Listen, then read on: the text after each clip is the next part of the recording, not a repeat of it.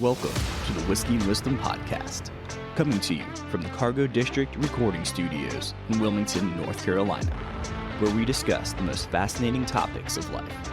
I'm Tyler Yaw with my co-host, Chris Keller, and each week we interview a special guest to learn how they acquired their wisdom over a glass of whiskey. So sit back, pour yourself a glass, and enjoy Whiskey and Wisdom. Welcome back to the Whiskey and Wisdom Podcast. It's your constant co-host, Chris Kellum, and Tyler Yaw. this week we bring on our special guest, Amy. And Andy. Thank you so much for coming on, Amy and Andy.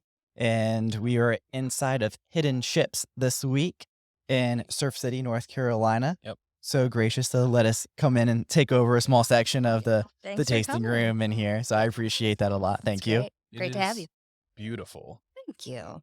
I will say this is probably top 3 prettiest. Hey, we'll spots take I've top been 3. in. Yeah. Well, thank you. He just doesn't like to put an actual order. When he says top 3, you could be number 1. He just doesn't want to offend the other 2. You got to keep relations going. Yeah, with of course. places, so you got to balance I it. understand. And this week, because we're up here, Hidden Ships is a distillery with a bar attached to it. So please come in and check it out. We got a plethora of beverages. Me and Tyler are trying just the traditional Hidden Ships whiskey. I guess. Bourbon. It's Bourbon. bourbon Okay. whiskey. Yep. See, I'm going to ask you that later. Deal. We'll get into it. And then Tyler has an old fashioned, Mhm. super As classic. always. What are you drinking, Miss Amy? I have a Manhattan. Also Very classic. nice. Mhm. Yes. And then what about you, boss? We are both drinking Irish Maids, which is our cocktail of the month. It's not normally on the menu, or not the kind of core menu, but it's on the menu for this month only. See, I was told to say you should put it on continuously. I've heard I that. I know. It's Yeah. popular. It's People it's like- probably been our most popular Yeah. cocktail of the month. I thought February was going to be the And most February was popular. popular, but this one, This one is. yeah, we might keep it. We have all the other ingredients normally, except for the cucumber, so we just have to maintain cucumber. Right. That's So- not too bad then, I So guess. then, before we get super crazy, what is in this Irish Maid? Yeah, 'Cause so it's like a traditional. a little bit different. I think I would still call it classically made, and we'll talk about our cocktail menu, I'm sure. Mhm. For us, it's important. All of our cocktails are kind of classically made, as I would call it. But for this one, it features our bourbon. So we have that in there. We have, house-made lemon, house-made simple syrup, and then just a 1/4 ounce of Saint Germain, the elderflower liqueur. So that kind of gives it a freshness. And then we do muddle cucumbers in there, which really freshens it up. And so it's a drink that really reminds us that it's becoming springtime. Yeah. Yes. I- I pick with Tyler all the time because I like drinks that go with the seasons, and this is 100% springtime. Yeah, The muddled cucumber is really fun. And it has been popular, so we might have to keep it on. they have to. It is very refreshing. Yeah. So on Refreshing, on a very nice hot day, you can easily drink one of those out on the patio that you have out here. Yes, for sure. So tell us a little bit about the backstory of how you all got started and how you kind of ended up where you are now. Yeah, so our origin story starts with a great experience. That's what I love telling people. Yeah. So it was early 2019. Amy and I were visiting actually her sister up near Charlotte, and they took us to a craft distillery called Murto's Maid. If you're ever up there in Huntersville, recommend it. But that's really where our story started. And we just had a great experience. They're a little bit more speakeasy, but they have a similar business model in so much as back of house distillery, front of house cocktail bar. And for Amy and I, we just had, again, great experience. We had these smoked old fashions that were brought out, presented to us. And at that point in my life, for probably the 10 years leading up to it, every time I would see a brewery open, I would look at it and say, damn it, I should have done that. Yeah. Could have done that. Woulda, shoulda, coulda. And that's not to take away from their skills, obviously, but that was just kind of my mindset. Mhm. And then had this great experience and started to look at craft distilling as an industry. And the assessment I made at that time was I really think craft distilling is where craft breweries were maybe 10 or 15 years ago. Not to say it's saturated everywhere, but just in terms of popularity, you don't see as Right. many craft distilleries as you do craft breweries. So decided to jump in the industry as much as I could. At that time, started a program at University of Louisville. Of course, Louisville's the heart of bourbon country up there in Right. Kentucky. And so that school actually offers a graduate program in distilled spirits. Oh, wow. So did that program all online, nothing hands-on, obviously, but a great foundation in kind of certainly legal issues, regulatory issues, marketing, branding, but also history I was a history undergrad, so I really, nerded out on the history of distilled spirits and cocktails. So enjoyed that program, finished it up in 2021. That's the same time that I was getting ready to retire from the Marine Corps. So I played Marine for 21 years. Oh, wow. 2000 to 2021, retired in 21, right at the same time as I was finishing that grad program. And Amy and I actually then spent a year traveling the U.S. in an RV. Oh, awesome. 4 kids and a dog. We made it. We're all still alive. We made it back. But on that trip, what was funny is we left North Carolina and went right to the Bourbon Trail. Did about 10, 11 days there. Though for us, we got to call that research. Right, exactly. So, we spent time doing the tours at the larger distilleries, but also some of the craft distilleries, because that's what we were interested in. And that definitely was now starting to build the foundation of, what we saw there certainly inspired what it is we're trying to do here at Hidden Ships. And so finished the year RVing full time. Probably about halfway through that trip, we made what I call the first investment in our company, which was for Amy and I to attend Moonshine University. Nice. Funny sounding name. name, but very legitimate curriculum, again, back in Louisville, Kentucky. And so that was a 6-day hands-on distiller's course that Oh, Amy wow. and I both attended in May of 2022. You can't learn it all in 6 days, obviously, but again, it was more regulatory issues, a lot more marketing, a lot more branding, but it was hands-on as well. We had a lot of sensory training with that. Sensory training, yeah, that was Okay. great. Wait, Again, what's sensory training? like what is it or Yeah. what specifically? Just, you want to cover it? Go ahead. No. You brought it up, so you got to. I was gonna say, yeah. It teaches you, because like when you have a distilled spirit, like it's more than just taste. Yeah.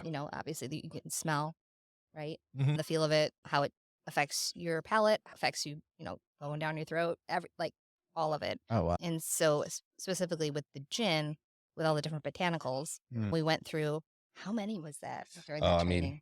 I don't know. They probably had like the 18 most common botanicals. Oh, jeez. And they had smell and taste. isolated them. Yes. So So- each individual Right. botanical tastes completely different than when you mix them. Oh, But okay. so individually we tried them all, and then we tried like a blending that, like we had this whole really in-depth class. Yeah, that was one of the better classes. Yeah, it was really neat. Something I don't think we could have gotten anywhere else. Yeah, and then you think about like, how did that affect us here? Mhm. That's one of the things we do on our tours is that a little bit of that sensory training. Oh, neat. Okay. So Yeah, we did bring that back from Yep, from that course. from Louisville. That's very neat. So you make your own gin here as well? Yeah, do. gin. Okay. So gin, vodka gin, rum and bourbon. Gin, I think we were the most excited to Mhm. make. For sure. We probably spent the most time. We did 7 different recipes, 7 trials to come Oh, up wow, with our okay. gin. And so I'll just kind of tell you the story on that. Did all 7, distilled them at small. I did a recipe. I did one. Amy did a recipe. Our brother-in-law, Who happened just- to be in yeah, with us that day. just happened to be in Right. town. I wanna do it. He got to do a Yeah, recipe. sure, why not? So he- And then I've had a very smart guy on consultant since really last year. His name's Yeah. Steve.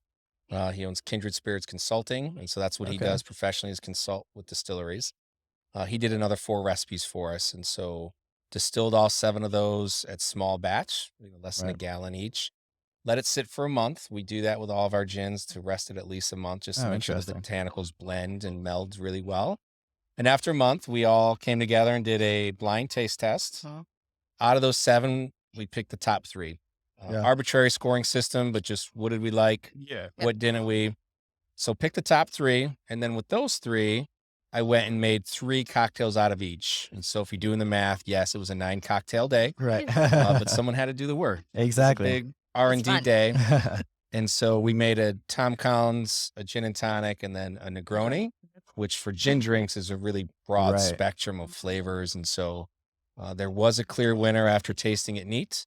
It was the same clear winner after the cocktails. Oh, It was wow. a very easy decision. to Yeah, make. I mean, it was. I wish I could say it was our recipes. It- It was. It was not. Uh, It was actually Steve's, again, Yeah. one of the 4 that he did. Yeah. And it was, That's also not fair because he had a 4 Right. out of 7 the chance. odds were in Yeah. his Oh, favor yeah. to win that It's thing. Right. He had 4 chances, but the recipe that won was his wife's grandmother's old Oh, wow. recipe. yeah. Oh. And Go figure. so he had kind of messed around with the ratios of the ingredients, but the Sure. ingredients had kind of remained the same.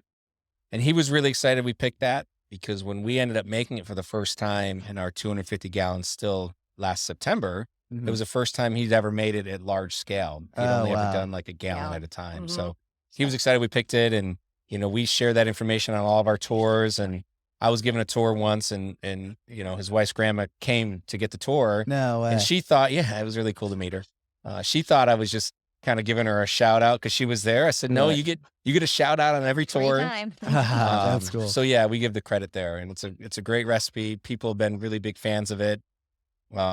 So we're proud of our gin. Yes. Those are the stories that I love hearing when I go on tours and everything too, just because it makes the spirits come alive. Yeah. Right. Yes. So like you can go in and just get a drink anywhere. So we brought in someone who does what's it called? The malting of the malt for beers. Mhm, Yeah. mhm. And he kind of told us like his story and everything too. And I was like, you know what? If I went to a brewery and someone told me that this malt came from Carolinas Right. and was made right here and just kind Right. of given the backstory, I would probably buy that beer a little bit more.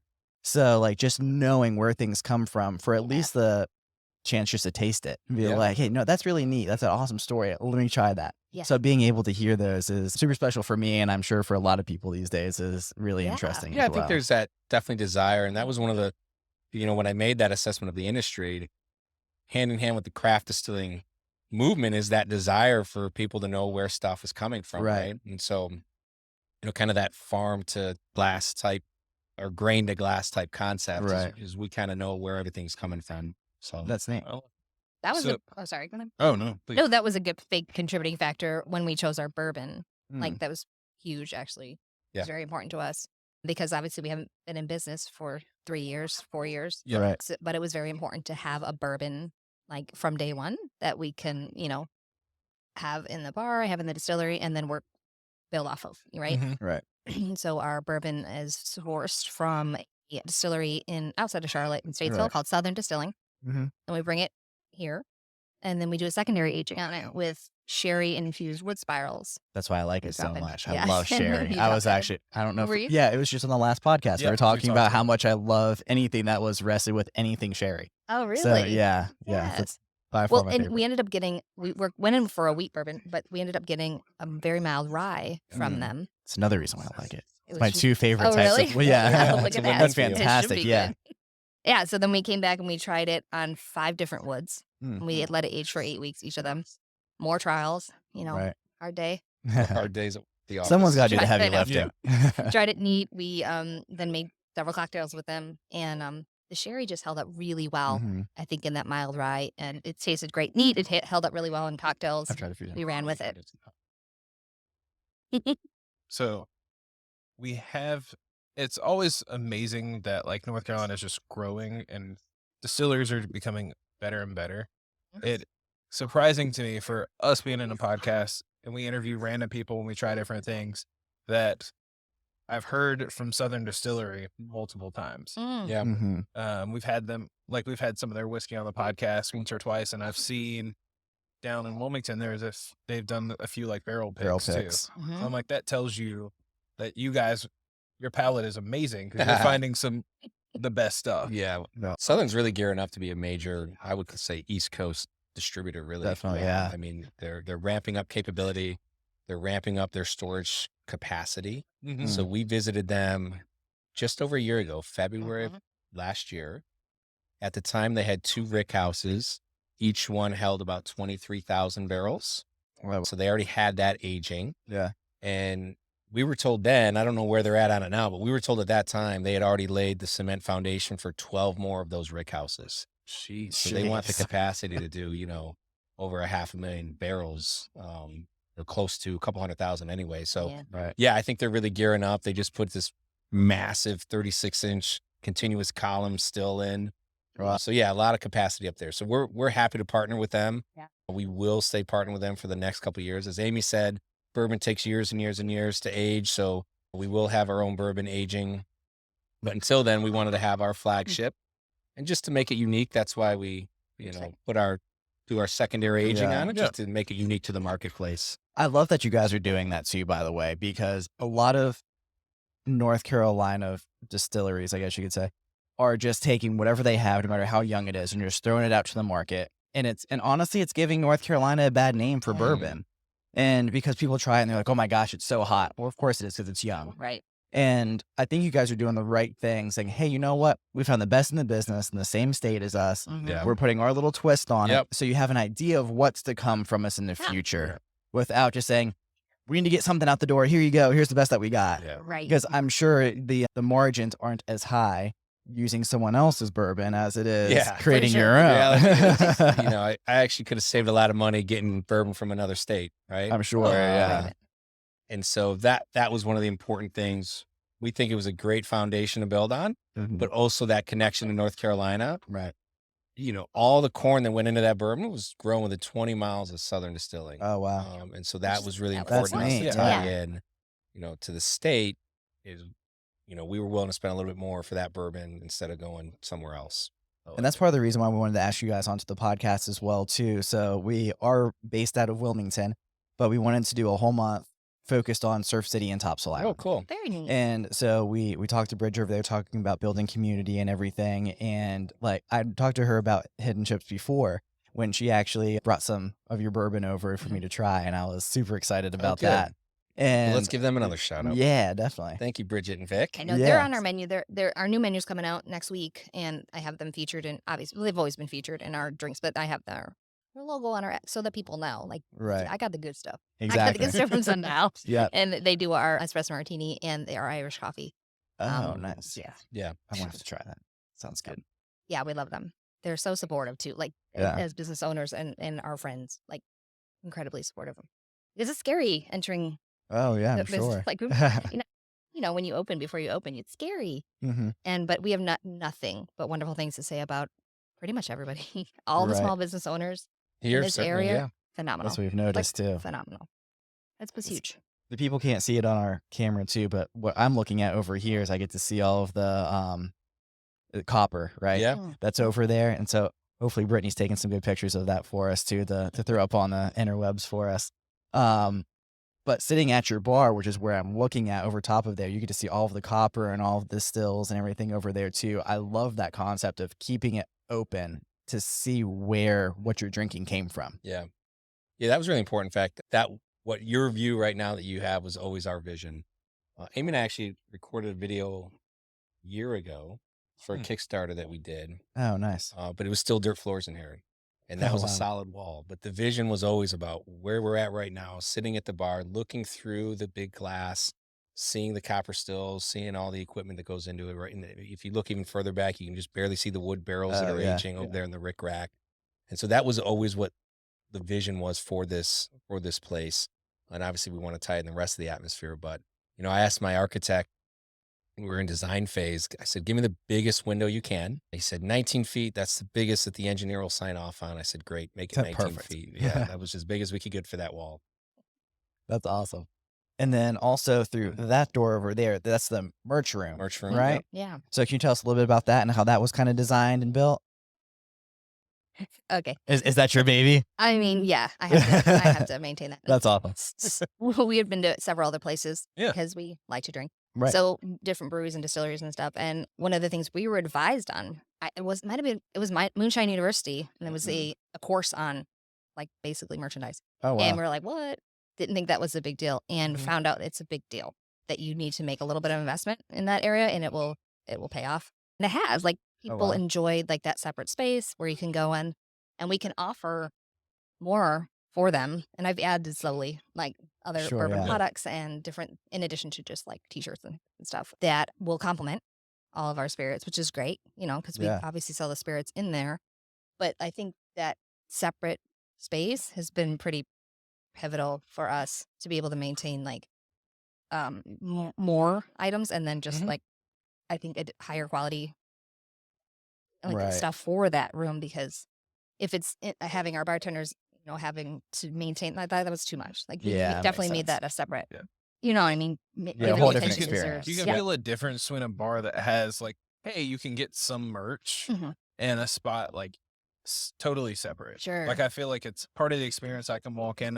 And I am a totally, not even gonna lie, I am a brand slut. So like, if you can give me some clothes with your brand name on it, I'm like, I'm gonna rock it.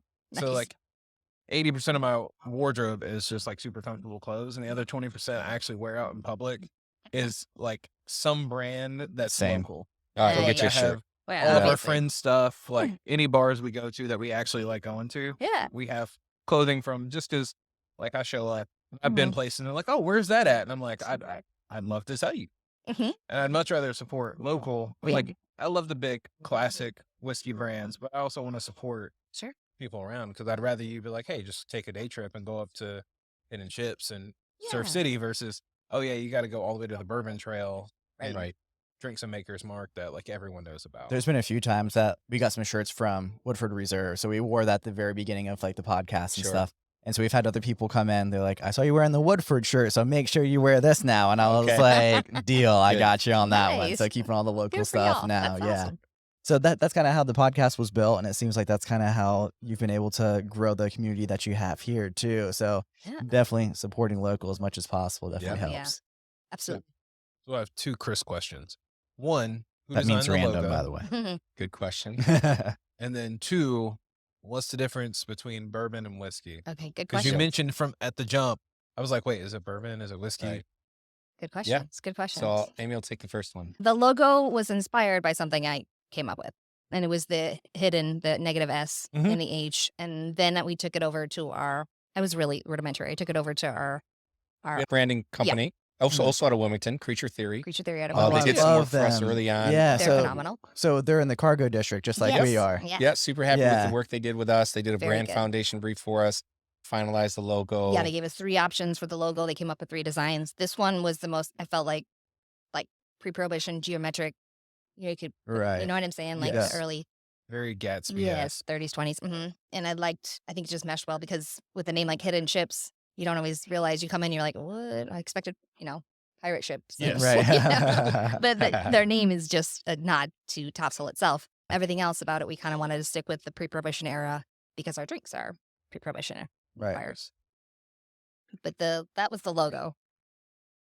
Yeah, okay. So bourbon versus whiskey. And, I'm sure this podcast in particular has lots of knowledgeable people that drink bourbon and whiskey. So I'll try to make sure I'm accurate on this. But every bourbon is a whiskey. Not every whiskey is a bourbon. So Mhm. we've heard that before. We wanted to go with a bourbon. There's really a couple of big rules to meet that criteria to be Mhm. called a bourbon. So number one, it's got to be 51% corn in the mash bill. Our mash bill for our bourbon that we have right now is 78% corn, again, Okay. grown within 20 miles of Statesville, North Carolina. 14% rye, so it is a mild rye, and then 8% malted barley. So that's our mash bill. So we meet that criteria, over 51%. It's got to be aged in a new American oak barrel. And so we've met that criteria. We have new oak barrels that it gets aged in up there at Southern. Mhm. The other rules are kind of a little bit more technical, but it says that it has to be put into a barrel at no more than 125 proof. And then the last big rule is has to be bottled at no less than 80 proof. Okay. And Well, so Oh, so I did not know that last It also part. absolutely has to be made in America. and Right, then the yeah. word bourbon is, so a lot of people do think, and if you are from Kentucky, you definitely think that it has to come from Kentucky. Right. It doesn't. That's not true. Right. But it does have to come from the United States. We protected that word, much like champagne is protected Right. and Mhm. tequila is Mhm. protected. Mhm. And so as long as we meet those kind of 4 big criteria, then you can call it a bourbon. I did not know the fourth one about being bottled at Yeah, so 80%. I did Yeah, not at least know 80 that. proof. And so Yeah. if you see something that says 79 proof bourbon, they're lying. Right. Well, it's a funny question that I ask people because everyone's like, "This is silly," but we've been doing this for a little bit over 2 years, and I was one of those like, I Googled it and said, "Well, if it's gonna be a bourbon, it has to come from here." And then me and Tyler just get an argument. So I always Yeah, like I we like to ask always- the people who are in the industry Yeah. because I'm just a kid who likes it. Yeah. So I'm like, I'd rather ask someone who actually has been educated on that. Well, I mean, Kentucky's famous for it, and they make good bourbon. Right. They do. A So, couple of things go on there. One, it's obviously the water that's Mhm. like naturally filtered through the limestone. Right. Mhm. But then also the climate, right? And so their Mhm. rick houses are not climatized through like heating and air. It's Mhm. natural. And so it gets very cold in the winter there, gets Yep. very hot in the summer there. So as those barrels are aging, that's one of the reasons so much good bourbon comes out of, Mhm. Kentucky. If you look at Statesville, North Carolina, I think we mimic that. Certainly they have that capability to have some cold winters and to have some hot summers. And so similar concept there. Right. That's the thing that I've always thought was interesting with bourbon in particular, but even whiskey in general, is you could get the same bottle of something, but years apart, it could taste completely different just Yeah. based on, was it a warmer winter that year or was it a colder Sure. winter? And again, probably a novice bourbon drinker wouldn't be able to tell the difference. But so one of Chris's favorite bourbons that are out there is Jefferson's Ocean. Yeah. Mm. And I tried one and I was not a fan of it. I was like, I'm never drinking this again. Like, this was horrible. And then Chris was like, no, it's really good. I promise. Please try it. Got a completely different bottle years later. And I was like, okay, that one's actually pretty good. Yeah. So just even with what they do, being Sure. out in the ocean and all Yeah. that stuff too. But It's intriguing. Like typically everyone, like Tyler said, for the most part, your whiskey's going to taste the same, but in your bourbon, either way, like it especially just from those depends larger on- distilleries. Yeah. But that's what I love about the smaller ones is you can truly, like, supporting you guys means that we'll be able to be with you from the get-go. Because like some of the larger ones have been around for decades, and so you don't Sure. get to taste the old school stuff. Sure.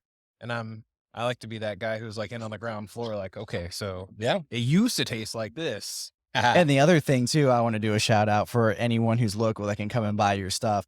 Make sure you buy a bottle now that you're not going to open, and then buy a bottle like the first year Right. Sure. that you have your very own. And then that Yeah. way too, because like those will never be That's the true. same No. again. That's true. You know, we're trying to maintain, obviously continuity for the flavor profile right now Sure, with the yeah. stuff we're sourcing. And certainly that's important for the stuff that we'll produce.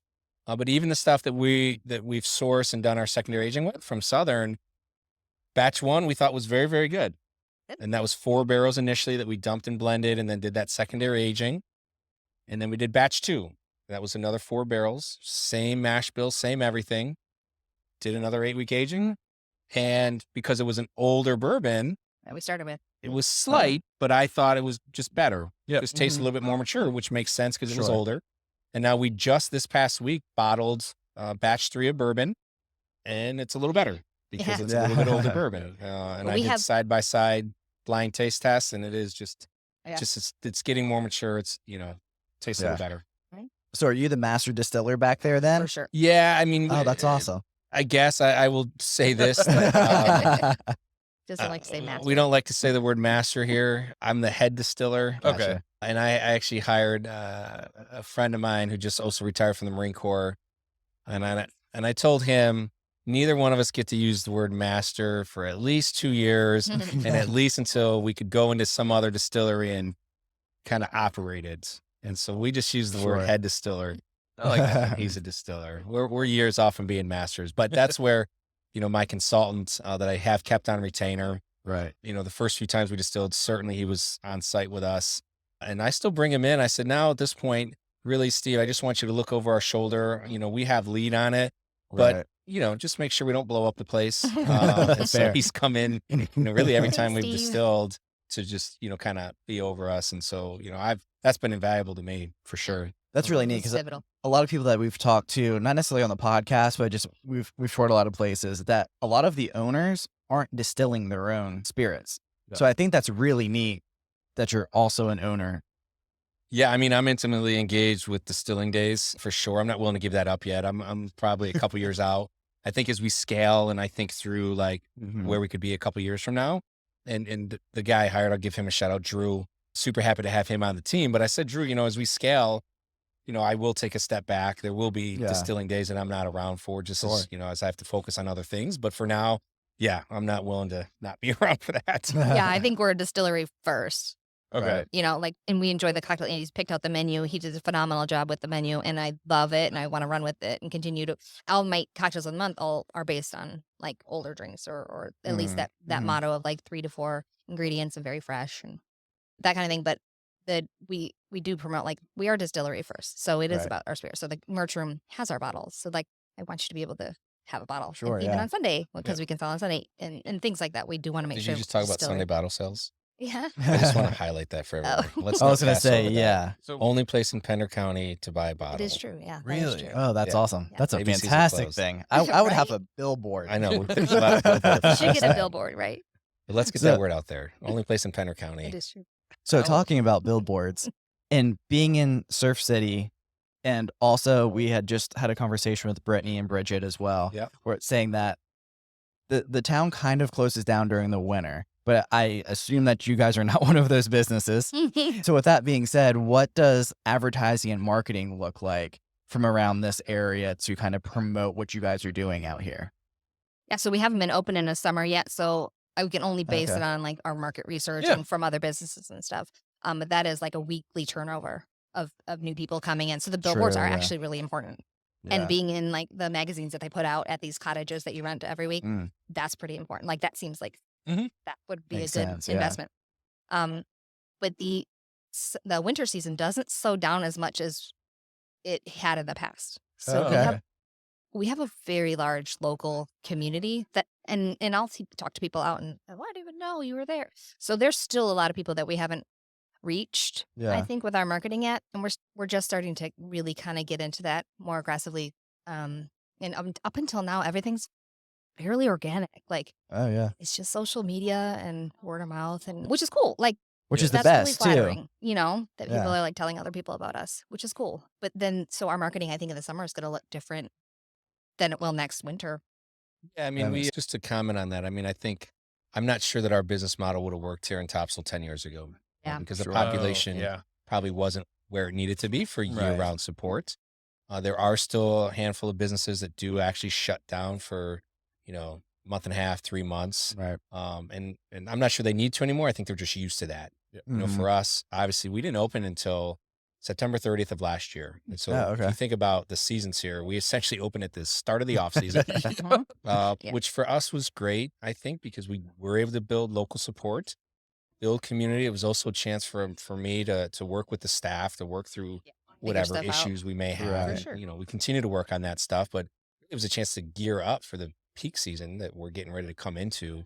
But the locals kept us, they kept the lights on Yeah. here those last few months, and business has been great. We're excited where we're at. But we do, Topsail is still considered a tourist town. The last kind of studies they did on it is the estimates are over 100,000 people will visit between Memorial and Labor Day. And so that's Wow. a big influx. And we Yeah. hope that, a large number of them come to visit us this summer. Yeah. Um, Exactly. I mean, you're right. It's Especially on a Sunday. It's It's it's really been a word of mouth because like I heard of you because I have friends who live up here. And they were like, "Oh, hey, I was at." They post pictures and they're like, "Oh, I was over here," and I was like, "I've never heard of Hidden Ships," Mhm. like because I know a lot of places around there. So typically, if it opens, I'm going to hear about it. Mm-hmm. And I was like, I never heard of this spot, and so I was very excited to come out here Cool. and just see the place, which leads me to this fun question because I know you did a lot of research and you've invested a lot in this aesthetic Mhm. of this place. So what brought you to that concept of like, hey, we want like a classic, like speakeasy, old school vibe? Yeah. So we had a vision, I think, for what we wanted. We did hire an interior designer, again, another Wilmington company. City design. We're City Oh Design. yeah. shout They're out. fantastic. Yeah. Good. They're Yeah. We're great. super happy with her during design phase. And we had 3 or 4 meetings with our designer. And I think we gave her a big challenge. We said, hey, speakeasy, but not too dark. Right. And, Great Gatsby, but not too much. And don't Mhm. forget, we're still in a coastal town. So blend all that together with a little, Good luck. Great Have Gatsby fun. and a little, right? All that blended together. And after 3 or 4 meetings, we thought like she nailed She it did. in terms of her renditions and her drawings. And so from there, though, Amy and I really kind of took over in terms of implementing that design. Okay. So we had her drawings to go off of, but just as an example, above the fireplaces and in the renderings were kind of this regal looking tiger head and Yeah. lion head. Right. And those prints Oh, were these are so much $900 better. each. And We were so like, "Ooh." we didn't really kind of have that budget. And Yeah. so we Right. decided above the fireplace would be pictures of our dogs. And I these were love that. $100 on Etsy. And so $108. we were kind of Love able it. to replicate so that cool. feeling and make our own dogs, which it's funny, but it's kind of a big hit. People talk about it. Yeah. And so we took that concept of, okay, now how do we replicate this design and kind of do it? Cause we didn't have $1 million We backers, didn't, right? unfortunately. Like this was all done on a budget. And so that's kind of what we had to kind of balance there. Nice. So you mentioned the Kickstarter, right? Yeah. So is that what the honeycomb is over Yeah, there? Wall of Fame over there, as we call it. Held the Kickstarter last March, so we only ran it 30 days, March 1st to March 31st. We had multiple levels of support, obviously, T-shirts, hats, glassware, etc. Yeah. But those 2 levels we were excited about. We have that kind of center plaque, and that was just $100 to get your name up there. And then the other tiles, which are larger engraved, those were just $250. And Amy talked about local business support. We were really happy to see all the local businesses that took that opportunity to get, free not free, but advertising now for as long as it's up there for $250, really minimal investment. Exactly. In fact, people ask me all the time, how do I get a tile up there still? I said, no, it's closed. Yeah. That's it. I'm not selling anymore. And so it's up there. And, one of the other things that did was everyone that contributed both of those levels was invited to essentially what became our soft opening. We called it a pre-grand opening. Yeah. But that was how I planned my soft opening, was they got 2 tickets to come to that. So we did that event one day before our grand opening, September 29th. Squeeze it all in. Didn't give ourselves a ton of time to. You didn't want to do a week or a couple days. I mean, It just the we way you're gonna wanted do to. with the calendar and after Construction, a everything. year and a half of spending money, we needed to like, kind "Oh of my make gosh." some money. So Oh, we're like, of let's get course. open. I don't blame you on that one. Oh. So we've talked a lot about the brewery process or the distilling process from start to now, but you mentioned the RV for a year with 2 kids and a dog. So I kind of want to go back to that real quick too. Yeah. What were some of your favorite places that you went, and how was it navigating with 2 kids and a dog? Wait. 4 kids. Okay, I was about to say, 4 like, kids. I was Wow. like, it was 4 more kids. than 2 kids. Only 4. Oh, Yeah. okay. You said Just 4 4. kids. So 4 in my head, I was like, okay, like 2 kids 4 plus of you 2. us. Yeah. So 4 No, kids. no, 4 Okay. kids, so 4 6 of us. kids. Yeah. Oh, Plus the jeez. dog. Yeah. 40 So- feet got pretty small after I'm sure. 12 months. No, it was great. It was 21, so it was post-COVID. It was still like there were a lot of Still a COVID little crazy through restrictions. COVID. Oh, Yeah. yeah. And our initial plan when Andy retired was to go to Europe. Okay. And we were going to okay. tour Europe for like I think it was 6 3 months. 3 to 6 months. But we ex-nayed that after COVID. Right. And we decided to tour the United States. We put our house up for rent for a year. We bought a 40-foot RV, and we've never done it. And we've had tent camping before that. So Sure, we've never yeah. done anything like this. We're like, oh, okay. So Let's we give it a just shot. did it. Yeah, we just did it. We hit up 16 national parks that year. Oh, wow. Actually, maybe it's 17. 16, I think. Okay. Over 30 states. Kind of did the 31 states. perimeter of the Yep. U.S. We did Oh, everything that's but neat. like Kansas and Iowa. Right. The basically. best state. It just didn't work for Maybe. Maybe. Drunk. Yeah. the map planning was be up north in the summer, Uh-huh. be even south in the winter. Smart. Yeah, so we went across the Follow north the and weather. came down, went across the south in the winter. And it was phenomenal. I mean, Andy and I are, once we retire, we're going to do it again. Sans kids this time. But Yeah. it was phenomenal. Like, just loved it. We actually took his parents. They got their own RV. When we said we were going to do it, they got their own RV and we're like, we want to come. We're like, okay. Me. And in the military, you don't get an opportunity to be around family Right. like ever. So that was like one of the first times our kids got to be around Grandparents their every day. grandparents every Oh, day. They that's would cool, go yeah. outside and go to their little camper and have breakfast cookies every day. Like they loved it, And his parents loved it too. Yeah, it was awesome. Awesome experience. In terms of favorite places, I mean, it's hard to narrow down. We have kind of favorite areas. I think one of them is up in Montana, Glacier National Park. Oh, I've heard Or amazing things. generally Yeah. that region. Of course, Yellowstone was amazing. Yellowstone, the wildlife was amazing, and then Arizona, Arizona's Sedona, the other Arizona, region.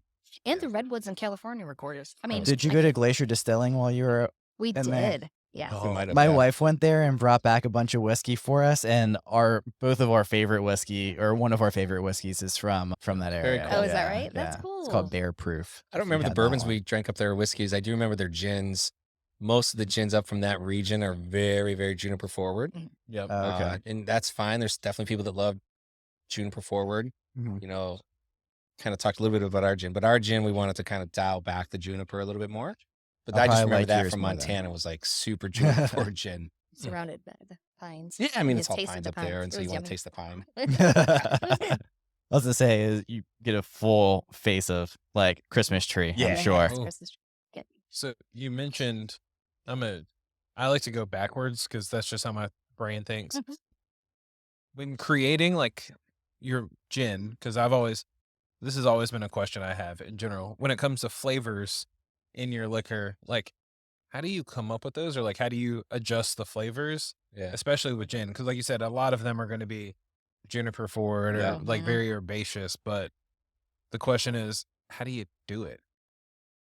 So the standard for gin is that it must be predominantly juniper berry. That's their Okay. 51%. It's a little less strict than, say, bourbon that says 51% Mhm. must be corn. It's a little less strict with gin, it just says predominantly juniper berry. But generally, you think about probably about 50%. For us, because we were the most excited to make gin, and we tasted a bunch of gins. We didn't want juniper forward. We also, I think there's a tendency right now, especially amongst craft distilleries, to either go over the top floral or over the top citrus with their Yeah. gins. And again, there's a place for all of that based on what people like to drink. But we were really looking for a balance amongst those things. And so our gin has the one that ended up winning that recipe, as we already talked about. That one ended up having, it has lemon peel, it has orange peel, lemon verbena. There is still some floral notes in there. There's elderberry in there, coriander. So there's still some of the traditional botanicals, a little bit of clove. Yeah. And so it wasn't so much that we were picking the ingredients to go in our gin. Like I said, we did 7 trials. Yeah. And that was the one that won. And so but it met that criteria of taste profile that we had in our minds for what we wanted our gin. It seemed really balanced. taste It like. seemed like the most balanced. It still had a really unique flavor that we enjoyed, but nothing overpowering, and is very, very balanced. Yeah, It's a for really people that nice haven't tasted it combination. yet, I think it's fairly unique to the market. Not just to say that, but really, I've had trouble comparing it to others. Yeah. I I think can't there's find one another called one. the Botanist. Is well Yeah, known, yeah. and that probably comes the closest to what our gin tastes like. Okay. Okay. That's I good to was know. curious. So, like, I sit at a bar because it's right down from the studio all the time at the Starling, and they typically do. Starling. Starling Great Bar, Great. great Yeah. cocktails. And that leads me to another question in a okay. second. But they typically use Sutlers. What is it called? Settlers or Sutlers. Sutlers. Sutlers And I gin. think they're Yeah. based at, they're also in North Carolina. Okay, cool. gin. So that's in my head. I was like, I really hope I have to come and try your gin at some point. Today. I was gonna say, yeah, we'll make that Today's work. a perfect opportunity. I have a question after Chris's question. But it's one of those things where I'm like, I love the fact that they're supporting, but I'm trying to figure out, like, how can I be like, hey, can you buy some from this spot up the street? Well, we'll appreciate that support. We actually just started taking special orders through the ABC. Oh, Nice. great. So we are now able to fulfill special orders. We have the codes. We'll give you guys the codes. We're not pushing out our bourbon, but our 3 clear spirits Yeah. is all available now through special order. So Oh, perfect. now that that's available, obviously the ABCs can get it, but also all the bars and restaurants can request it of their Fantastic, ABC yeah. and start getting it shipped to the ABC stores. Sweet. Nice. So my question to kind of go along with that too. I know we're a whiskey podcast. However, when we drink a lot of whiskey, and sometimes my palate gets burnt out with all of the whiskey. So Sure. my new kind of love has been enjoying all the new gins that I've Yeah. been trying, because I didn't That's fun. realize the huge breadth of what gin can be. Gin's coming because back it's in a big way. Yeah. yeah. And so what I typically go to, and this is probably like a cheating way of drinking gin, but is typically a bee's knees. These So knees. Yeah. other than a bee's knees, what should I start putting my gin into that I can get the real flavor of the gin? Because a bee's knees kind of covers it all up. It does. I enjoy the bees knees. In fact, I think that's going to be my June drink of the month because I do Oh, like yeah. bees Spoiler knees. alert. Mhm, spoiler alert. Right. You heard it here first, guys. So gin and tonic. And you just, I mean, True. that's Yeah. Classic. probably Yeah. Andy will order a gin and tonic at any bar just because, like, he'll test out their bartenders. And Right. because gin and tonic is just so classic. I like a Tom Collins, Okay. and which is really summery, I think. I mean, I'll drink it all year long, but I enjoy the Tom Collins because it's almost like has the lemon club soda. What do you think for tasting it? Well, if you're trying to get the essence of different types of gin, then I Mhm. would say gin and tonic Yeah. to be able to kind of develop that. Tasting gin, I think even for me, it's a bit challenging. Right. It's not like a bourbon that you can put neat or Mhm. some people do drink gin that way. I think it's less common. I think it's a little tougher, frankly. Yeah, Yeah, I've I tried agree. that. And it's my job to do it, and it's still a little tougher to do it. But I think if you're trying to get in the essence of a gin, go gin and tonic. Okay. I'll just use the same tonic every time. For us, Tonic though, what I like to matters. turn people on to is one of our cocktails called the Last Word, which I Oh, say, that's a good one. only do it if you're up for a gin adventure.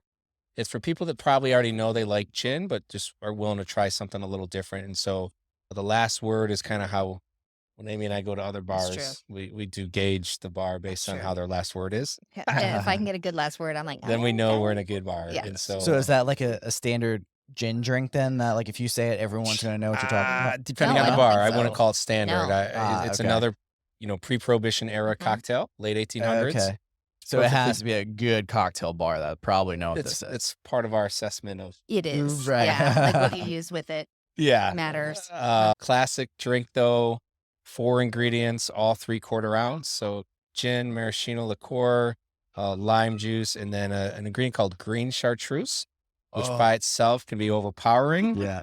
Very herbally, grassy, but well balanced. It's just really, really fun how it mixes in that cocktail. And so I Sold like on to turn trying. people on to the last word if they're up for a gin adventure.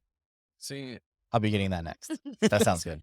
well, we laugh. So like when we first started the podcast, I went on an adventure because I was sitting at the bar with my wife, and this lady was just like, "Ooh, you should try chartreuse," and I'm like, "I don't know anything," because we had only been drinking. Like, Okay. I went from no whiskey, no liquor to a whiskey podcast. Hey, look at that. And so Yeah. I like That's my like us going flavor. from tent camping to RV. Yes. Like, so my Mhm. flavor palette went from like, oh, this is horrible to like just try, like it's all over the place now. So I can taste a lot of things my Nice. wife still can't. When it comes to whiskey, she can't with wine. But this lady was like, you should try that chartreuse. And the bar had yellow and green chartreuse. And I was like, oh, sure. And when I think of the word herbaceous, like Yeah. that is the true, That defines it pretty well. but you can't, I don't suggest doing just a straight shot of it. No. I wouldn't either. Not No. I don't think what I many did. people would. That's what you did. Yes. That's what you did. Oh, okay.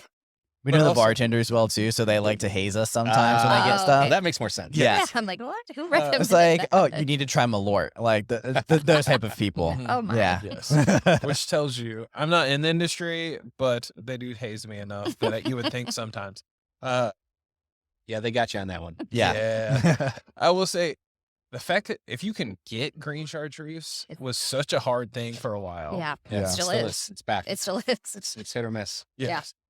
So It do is. you guys So have I that wanna- in the bar? We Yeah. do.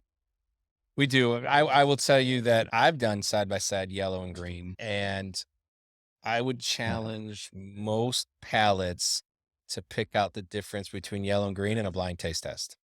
Really? I would. It's Yeah. not. But Not much of a you know, difference. I would totally. If we can't get I'll green, we'll go get for yellow it. because Let's like do Okay. it. Okay. Yeah. We'll get you a last word. Very, very, very close. You know, again, it's that herbally. What'd you call it? Herbaceous? Yeah, I think Herbaceous. that's He that's brought the it up best in a way. podcast like almost a Almost- year ago at this point, and now he tries to use the word as much as I possible. love it. It's great. It is. It's perfect for chartreuse. Yes. For Very sure. Yes. I Googled it because it was almost 2 years ago. Has it? Shoot.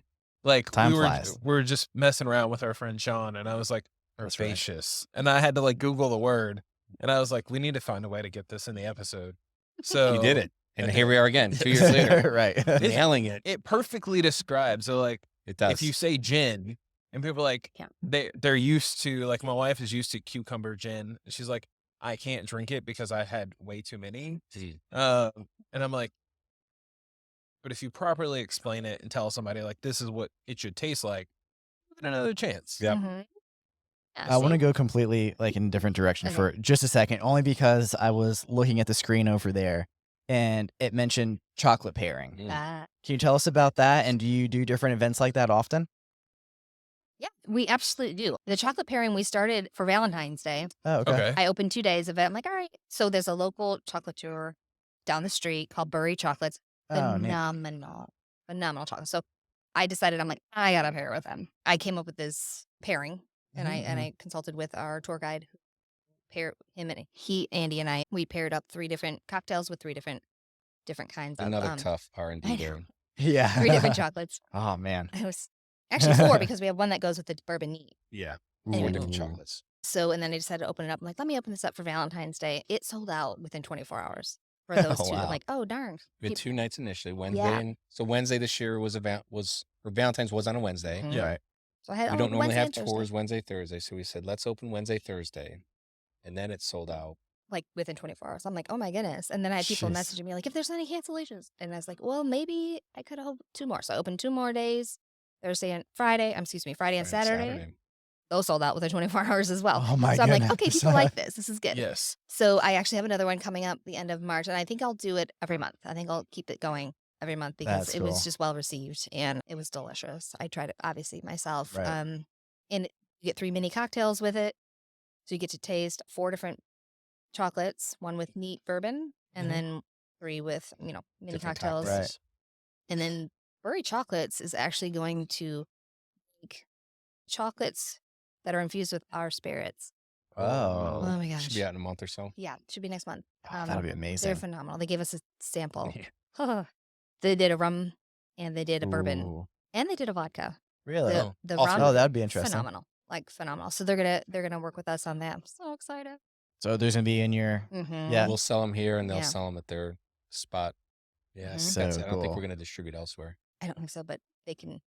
I'm excited to have them Yeah. in my. Yeah, My I would shop, I would 'cause keep they're them so good. exclusive. Yeah. Yeah. Yeah, so good. So the chocolate pairing, we actually have a charcuterie pairing next week. Oh, neat. Alright. We have a local charcuterie owner, and she does boards. She's phenomenal, and the stuffed olive. And she reached out to us about doing a pairing. I'm like, hell yeah, Right. let's do it. So we have that going on next week. So the pairings, they go over well, and I don't have to charge that much for it. It's just enough to kind of cover costs and Right. everything. But people like that. That's fun. That's That's neat. fun. Yes. So before we get to the end, do want to say, do you guys post on like social media so people will know when you have these pairings? Yes. I do post on social media. That's probably my only source. Then it does link, like it goes, shows up on my website too. Okay. So if you go to the website, hiddenships.com, it'll show up as there as well. But Talking the about for the pairings. event. Yeah. Mhm. So, yeah, just to again highlight it, if they go to our website, hiddenships.com, Mhm. click on events, these tickets are actually available to buy online. Oh, okay. So you can go reserve your spots Yep. for all these events. Even for the regular tours that we hold tours are- Friday, Saturday, and Sundays, you Mhm. can Oh, okay. pay for those online as well. Yes. Sweet. And that's only $5, and you get a $5 shot glass, so it's essentially free. So Oh, we just awesome. Okay. some accountability with like show up when you sign up kind of thing. Exactly, But yeah, I don't otherwise, blame you. yeah, we'd like to do those for free. That's Full neat. free tasting at the end too Yeah. of all of our spirits. But that's fun. People like that. We're gonna have to sign up for that soon. I'm kind of Yeah. sad because I typically work Friday, Saturday, Sunday because I'm in retail. I And don't. I'm like, yeah, Tyler gets the weekends. So I'm just excited that I got to come up here during the Yeah. middle of the week. Like it's a little bit calmer. Yeah. And I'm assuming it's the calm before the storm because everyone's going to get off of work in like an hour and a An hour. half, 2 hours. Yep. And this weather, I'm like, I would be It's up true. here in a heartbeat. Yeah. Yeah. Right around 3:30 is in the off season like this, around 3:30. Yeah, people start to show up. Yep. Ready for that nightcap. Oh, Yeah, yeah. Exactly. My nap cap. Nap cap. Yeah. I like Right. You should make a drink called. I'm just kidding. Let's see what we come up with. So coming up on the end, but I do have one really great question. Mhm. Where did you come up with what drinks you were putting on your main menu? Yeah, so the menu is my baby. For me, after I got out of the Marine Corps, retired, we obviously were traveling around, but it was also really important for me to be a bartender. So, Mhm. because I hadn't done that before, right? I was Right. in the Marine Corps, and so bartended at a number of different places. And over that year and a half, 2-year period, what I experienced as a bartender was I really felt like there was an appetite, a desire for people to return to some of the classic cocktails. Mhm. Now I think it's pretty common to be able to order an old fashioned. But if you think about even just 10 years ago, like you never knew what you were going to get. Yeah, No. Yeah. And so now I think that trend has continued. People expect to be able to do a Manhattan. And so I just saw as a bartender this desire to return to some of these classics. And the other thing I witnessed as a bartender that inspired me was I think that for some people, they can be intimidated by the whole process of going up to a bar and ordering a drink. But maybe if they recognize a name that they, maybe had a drink years and years ago, and they say, okay, well, I know what a Tom Collins is. I'm going to order a Tom Collins. Mhm. That kind of coupled with just me being a history nerd, reading old cocktail books is really how I came up with, okay, we're going to do pre-prohibition inspired cocktails. Yeah. And so the reason I say pre-prohibition or inspired by is vodka wasn't very popular until the Sure. 1950s, but we were making a vodka. And so I knew that I needed, some cocktails that had vodka featured. And so if you look at them, they're still inspired by the era, simply made 3 to 4 ingredients. And so that's how those kind of four. The challenge with bourbon and gin, and so just to kind of share with people, obviously they can't see the menu, but we have 4 spirits that we make. So we had a concept of 4 core cocktails per spirit. We didn't want to overwhelm anyone, both the customer and our bartender. So we kind of wanted to focus. 4x4 was the concept. Yeah. The challenge with bourbon and gin was getting down to 4 Yeah. because there's Sure. so many great classic cocktails that feature those spirits. And then the challenge with vodka and rum was to get to 4. right? Like which four Right. am I going to go with? And so that's kind of how that came together. You know, if you look at rum, again, we make rum. We're very proud of our rum. We didn't even talk about it here on this podcast, but we like our rum. The one drink we have called a rum fix. A rum Fabulous. fix is a recipe from the late 1800s. Oh, The only difference is there was rum fix 1, rum fix 2, 3, 4, 5, 6, 7, 8, 12. Everyone kind of had their own rum Jeez. fix Lots. from the era. I ended up picking that one. It has pineapple juice in it. It is my only acknowledgement that, yes, we live in a coastal Yeah. town to have a drink that's a little bit fruitier. Yeah, we and don't so, Fair. have tiki drinks. no Like that. tiki, you know, No. there's other places to get I would those. say and let someone else do that. Yeah. Yeah. Right. And so, but a Right, rum they do. fix, it met the criteria, right? It came from the area, was a chance to feature our rum in it, and gives people an option for something a little bit sweeter. So nice. Right. that's kind of how the menu came about. We don't intend to really change this core. One of the things that was really, really important to me was, again, we're here today because of a great experience that Amy and I had. And so I tell the staff this all the time. Everything we do here is to create a great experience for our customers, but also that experience has to be replicatable. Right. And so one of the problems I saw, again, as a bartender was there's a lot of bars that are constantly rotating, and that's cool. And that allows creativity and all that stuff. But if we have customers that come in and they have a great experience, and 3 months later they come in and the menu's completely different, and they've told their friends about it, they brought their friends, you can't replicate the experience. Right. And so that was really important to me. That's why these core kind of cocktails will not change. But also we have, you know, as we talked about the cocktail of the month, that's Yeah. our chance to bring in something, you know, a little bit different each and Great idea. every month. Yeah. But it's because Topsail is so tourist driven, we have families that come to Topsail and they've come the same week every summer for the last 20 years. And so our thought was if we can get them in once one year, we want to have the same experience for them the next year when they come back. Right. Okay. That's a good point. I love that that. is a completely different mindset. You guys kind of have to get yourself in, right? Right? It is like dealing with the tourists that come in versus dealing with like the same 20 people that always come in. Yeah. I mean, we have So- regulars.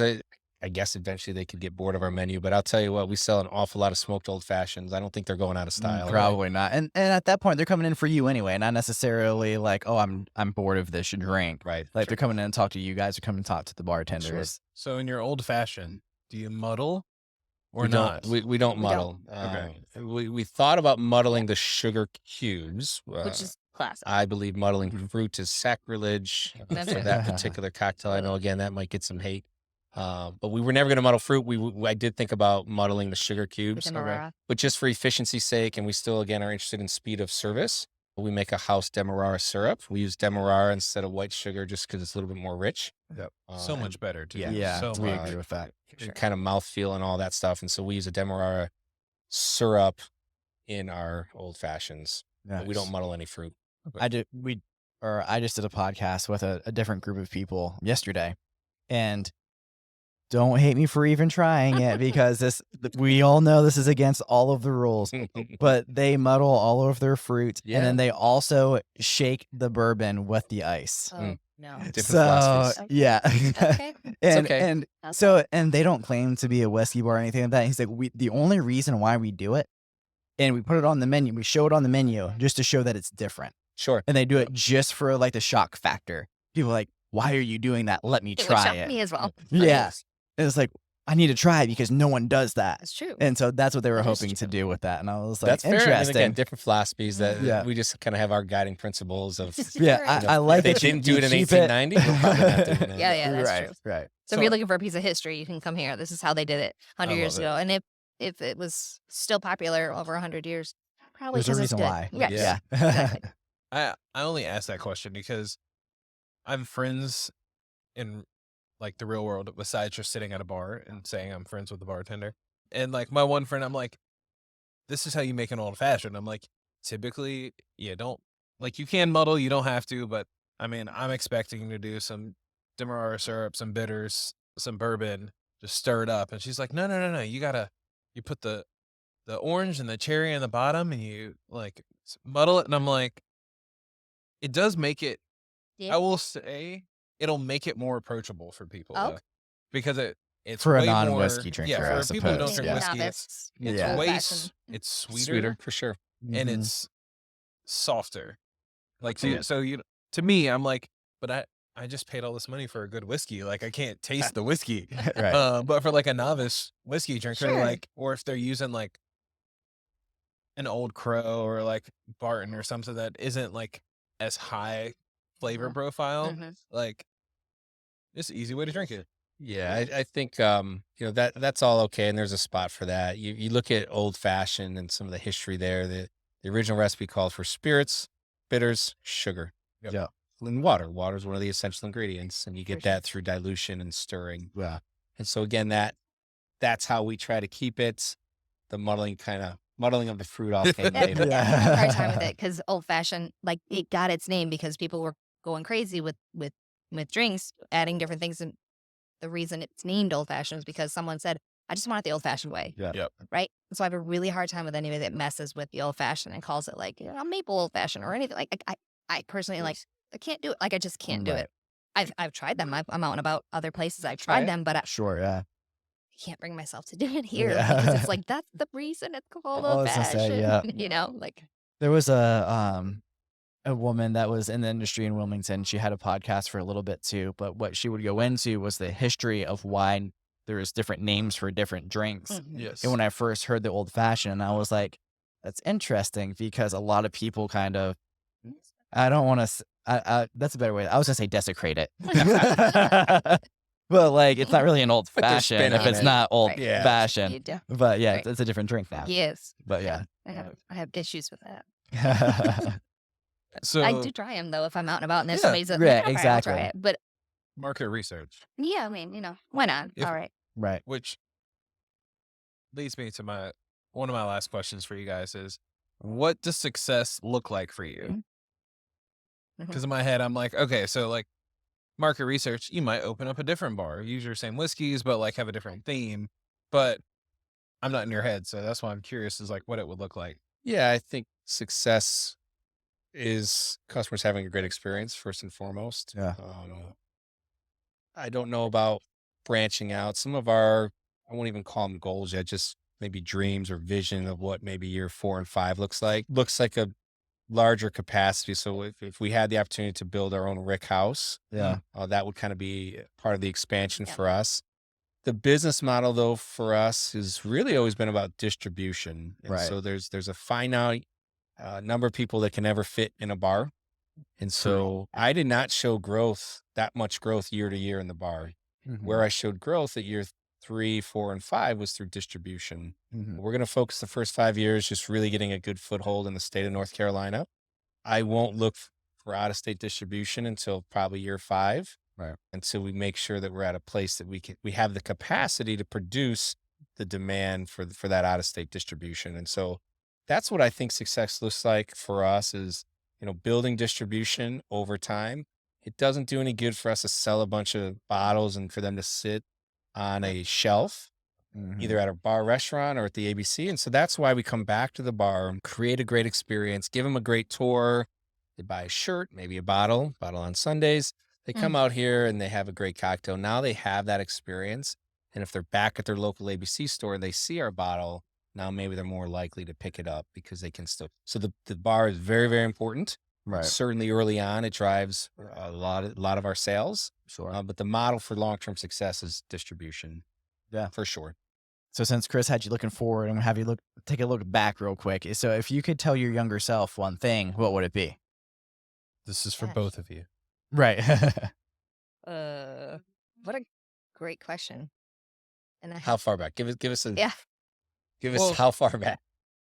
Younger self. So, So it yeah, could be you in high school. It could be you 10 years into Marine Corps, or it could just be like Just 10 years ago. 6 years ago. Like, I don't Yeah. know. I What don't do you got? either. What do you got? I wish I had a canned answer for this. I don't. That's what I'm That's here why we for. ask it because we Yeah. don't want the same answers on all podcasts or different know. radio stations. We want to Yeah, be never different. answered that one. I don't know what I would say because like everything that we've done up until now, when you're 21 and you start drinking, Yep. clearly your palate is completely different. Absolutely. You're all up fuzzy navel. Yep. Like that's expected. When you grow, it grows. Yeah, we were just right? talking about Rumpelmint shots, so yeah, I Okay. understood. Yeah. So everything has happened exactly how it's supposed to happen to lead us to this. Do you know what I mean? Like, Yeah. I don't know what I would. I think that's a myself perfect for. thing to say. Yeah. Is That's it it. all leads up to this. I Trust mean, the it really process. would. Because Yeah. 21 years Marine Corps had given us, it was frustrating towards the end because we want to be doing something else. Yeah. But also it gave us what we needed, I think, for in a lot of different areas. Andy was Right. an officer. So it was a Oh, big yeah. deal because now he runs this operation. Like, Right. that was pivotal. You know, I'm a nurse. It has nothing to do with drinking, although at the end of my shift, mean, I it wanted to kinda drink. does. But Right. other than that, yeah. I think that I'm sure that helps a lot, and especially with the success looking forward to this is like we've talked about this on the podcast before, and especially with a lot of our friends. Anyone who's in the military is used to their SOPs, right? And every other civilian in the world doesn't even know what the word S or the initial SOP stands for, sure. let alone have their own to Sure. the success of life. Mhm. So those standard operating procedures are very important. So Yeah. I think that's something amazing that's You helping. know, certainly, as I think Amy just mentioned, I was an operations officer towards the latter part of my career. If you think back to what I was doing last year, getting this place up and running, I felt like an OPSO again. Yeah, I'm sure. I had different staff departments, the architect and the interior designer, I and was so grateful the for general Andy. He crushed contractor, it. and Yeah. I'm like, how are you keeping track of all these Right. things? getting all of them to play nice That's what I did all together day. and on He's so time good. was a challenge, but I was set up for success. Yeah. You know, from my time in the Marine Corps. But even now, like one of the things that's important to me is, you know, we talk to the staff about expectations, we talk to them about standards, talking about SOPs, like the spec sheets for all the cocktails are right behind the bar, and so Yeah. everyone could just jump in and make the drinks. But even like, you know, we have staff that get, you know, what I call build descriptions, and like Yeah. here's the standards, here's kind of the expectations. So certainly that's played a role in hopefully what will be our success here. Nice. That's great.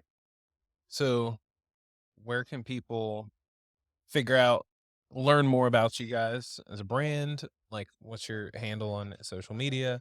And shout out your tours again, because not everyone's as boring as I am. That's a word. Well, actually, we are going to open up our tours in the summer as we get closer to summertime here. We're going to start opening up during the week. And we'll have them, like, people that roll into Yeah. town on vacation obviously want to Right. come, especially on a rainy day, Sure. and roll in and do a tour at 1 a.m. or 1 a.m. 1 p.m. Not 1 Yeah, just after We will lunch. not be here. Yeah, it's just kidding. I won't be here. 1 p.m. They want to roll in at like the early afternoon, and we're gonna have that available because, like, I think that's a cool experience to be able to do Right. something, and it definitely gives you, like you said, the background of a drink or a spirit. Absolutely enhances somehow that spirit or Yeah. that cocktail. Yep. So after the tour, you have a drink. You have more understanding of that spirit or that cocktail, and you're just more excited about it. It just enhances that Yeah. experience. Yeah. So we'll have that for sure this summer.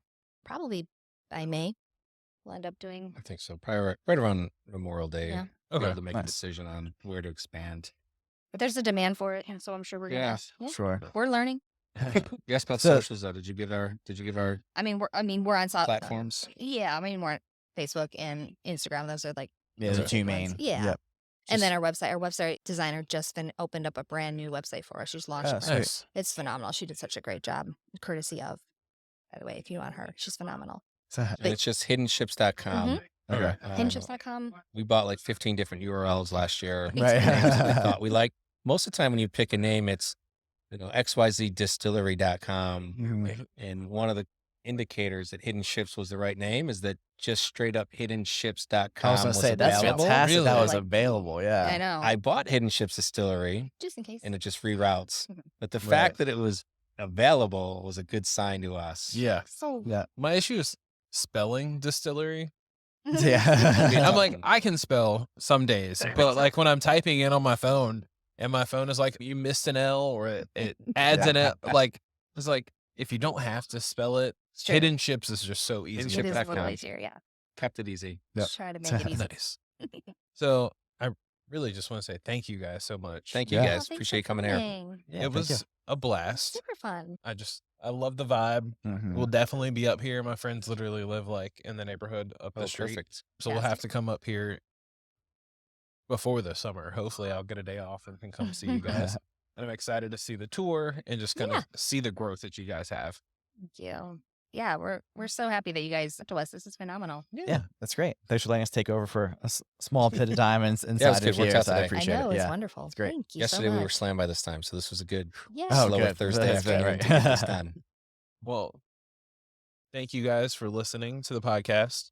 As per usual, check us out on all the social medias. Like, comment, share, subscribe. Especially on YouTube right now. We're trying to build a YouTube. Yes. So hit the subscribe button on YouTube and Spotify, Apple Podcasts. It definitely helps us out so we can grow and do more amazing episodes on location like this. Mhm. But yeah, we'll catch you guys in the next one. Cheers. Cheers. Thanks, guys. Cheers. Thanks.